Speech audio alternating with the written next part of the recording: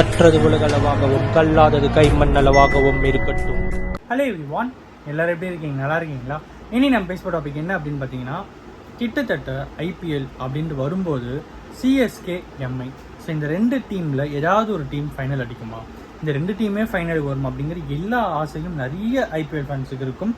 But இந்த time இந்த சீசனில் சென்னை எம்ஐ ரெண்டு டீமுமே ரொம்பவே கஷ்டப்பட்டுட்டு இருக்காங்க அப்படின்னு சொல்லலாம். இன்ஃபேக்ட் இந்த வீடியோ எடுத்துகிட்டு இருக்கிற இந்த மொமெண்ட்டில் கூட டிசி வர்சஸ் எம்ஐ போயிட்டுருக்கு. Almost last 6 overs 55 runs something move எடுத்தால் டிசி வின் அப்படிங்கிற மாதிரி போயிட்டுருக்கு. ஹோப் ஸோ அந்த மேட்ச் என்ன ஆகும் அப்படிங்கிறது அடுத்த ஹாஃப் அன் ஹவர் வெயிட் பண்ணி பார்த்தா தெரியும். பட் இருந்தாலும் சிஎஸ்கே அப்படின்ட்டு வரும்போது நிறைய பேர் இல்லை இந்த டைம் சிஎஸ்கே போயிடுச்சு, அவ்வளோதான், இனிமேல் சிஎஸ்கே ஃப்யூச்சரே இல்லை அப்படின்ற மாதிரி. சிலர்லாம் ரொம்ப சீனியர் பிளேயர்ஸ் சிஎஸ்கேல இருக்காங்க.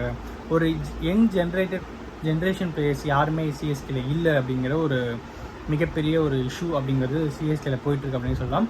சிஎஸ்கேவோட கோச் ஃப்ளெமிங் அவர்களே எங்களை ரசிகர்கள் இன்னும் எங்களை சப்போர்ட் பண்ணுவாங்கன்னு நம்புகிறோம் அப்படின்ட்டு அவங்க சொல்கிற அளவுக்கு ரொம்பவே மோசமான ஒரு தோல்வியை சிஎஸ்கே சந்திச்சாங்க. எல்லா டீமே லாஸ்ட்டாக SRH team match SRH Punjab Kings. So அந்த மேட்ச்சில் அபிஷேக் சர்மா நினைக்கிறேன். ஸோ என்ன ஒரு கேமு, அவர் அவ்வளோ போல்டாக இறங்குறாங்க, அடிச்சுக்கிட்டே இருக்காங்க. பட் ஆனால் சிஎஸ்கேல அந்த மாதிரி ஒரு விஷயம் நடக்குதா அப்படிங்கிறது எங்கள் மிகப்பெரிய கொஸ்டினாக இருக்குது. இன்ஃபேக்ட் சிஎஸ்கே வர்சஸ் எஸ்ஆர்ஹெச் கூட ஒரு பக்கம் விக்கெட்ஸ் லூஸ் ஆகிட்டு இருந்தாலும் இன்னொரு பக்கம் ஒரு பிளேயர் விளையாடிட்டே தான் இருக்காரு. ஸோ அந்த அளவுக்கு Punjab Kings versus CSK match சொல்லிட்டு இருக்கேன். ஸோ அந்த அளவுக்கு சிஎஸ்கேல ஏதாவது ஒரு விக்கெட் வந்துட்டால் உடனே ப்ரெஷர் அவங்களே கிரியேட் பண்ணிக்கிறாங்க. ஏதாவது ஒரு விக்கெட், ஒரு 2-3 விக்கெட் கண்டினியூஸாக விழுந்துதுன்னா அவ்வளோதான், அந்த டீம் ஒரு 150 டார்கெட்டே செட் பண்ணலாமா, 160 டார்கெட் தான் வருமா அப்படிங்கிற அந்த லெவலுக்கு யோசிக்க ஆரம்பிச்சிடும். பட் இதெல்லாம் தாண்டி ஐபிஎல் அப்படின்ட்டு வரும்போது சிஎஸ்கே ஃபேனாக ஒரு ஃப்ரஸ்ட்ரேஷன் அப்படின்ட்டு இருந்தாலும் இன்னொரு விஷயம் என்ன அப்படின்னு பார்த்தீங்கன்னா, வெற்றியும் தோல்வியும் விளையாட்டில் ரொம்பவே சகஜமான ஒன்று அப்படிங்கிறது தான் இந்த வீடியோவில் அவங்கள்ட்ட சொல்லணும் அப்படின்னு நினச்சேன். லைஃப்காக இருந்தாலும் சரி, கேம்காக இருந்தாலும் சரி, தோல்விகள் அப்படிங்கிறது வரதா செய்யும். தோல்விகளை நம்ம அக்செப்ட் பண்ணிக்க கற்றுக்கிட்டா தான் சக்ஸஸ் வரும்போது என்ஜாய் பண்ண முடியும். ஸோ இப்போது சிஎஸ்கே தோற்றுட்டு இருந்தாலும், இந்த சீசனே சிஎஸ்கே தோற்று போனாலும் அடுத்த சீசனில் கம்பேக் கொடுப்பாங்க அப்படிங்கிற நம்பிக்கை நமக்குள்ளே இருந்தால் நாம் இன்றைக்கி ஏதாவது ஒரு சின்ன விஷயத்தை தோற்று போயிட்டு இருக்கோம். அதெல்லாம் தாண்டி இன்றைக்கி நம்மளோட டே பேட் டேவாக இருந்திருக்கலாம், நாளைக்கு எழுந்துக்கும் போது நமக்கு ஒரு குட் டேவாக இருக்கும் அப்படிங்கிற நம்பிக்கை நமக்குள்ளே வரும். ஸோ அதுதான் நம்ம ரொம்ப ரொம்ப இம்பார்ட்டண்டான விஷயம். இந்த வீடியோ மூலிமா டேக் அவே என்ன அப்படிங்கிறத நான் உங்களுக்கு கிளியராக சொல்லியிருக்கோம்.